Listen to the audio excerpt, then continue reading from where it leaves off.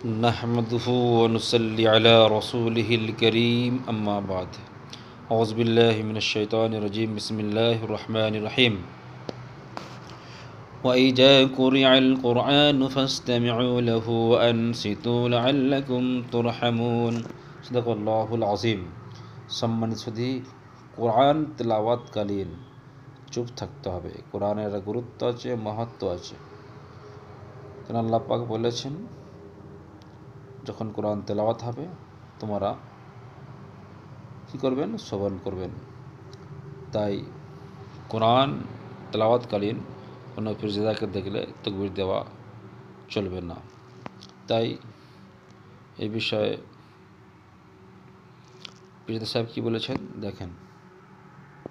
কবরে আযাব হবে, আমার কোরআনের আয়াত যদি রুখে দিয়ে তুমি চাঁদার কথা বলো, কোরআনের আয়াত রুখে দিয়ে যদি কোনো পীরজাদা আসে কেউ যদি তাকবীর দেয় কাবিরা গুনাহ হবে। কোরআনের আয়াত হাদিস বলতে গিয়ে যদি কেউ আটকে দিয়ে হুজুর এসে চুপ কর তাকবীর দে, কাবিরা গুনাহ হবে। কোরআনের আয়াতকে চুপ করিয়ে যদি হাদিসকে চুপ করিয়ে যদি কেউ তাকবীর দেয়, ফতোয়া মাসলা ছেলেখেলা করতে উঠি না কেন? আমি কি কথা ঠিক বলছি?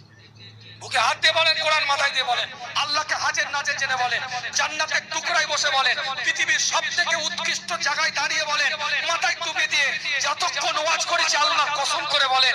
আমি তো বুঝতে পারলেন, পীরজাদাদের দেখলে বা পীর সাহেব দেখলে তাকবীর দিলে কাবিরা গুনাহ হবে। ঠিক আছে? তাই যারা কমেন্ট করবেন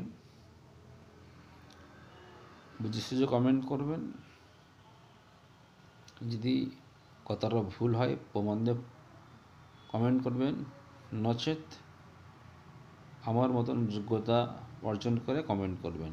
আমার যোগ্যতা শুনেন, খারিজি মাদ্রাসায় মওলানা, সরকারি মাদ্রাসায় মওলানা এবং খারিজি মাদ্রাসায় মুফতি এবং কলেজে আমি জেনারেল কলেজে আমি পড়াশোনা করেছি, আরও ইত্যাদি আরও অনেক আমার ডিগ্রি আছে, ওইদিকে আমি যাচ্ছি না।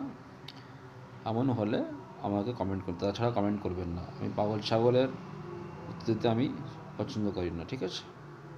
ভালো থাকবেন, সুস্থ থাকবেন। খোদা হাফেজ।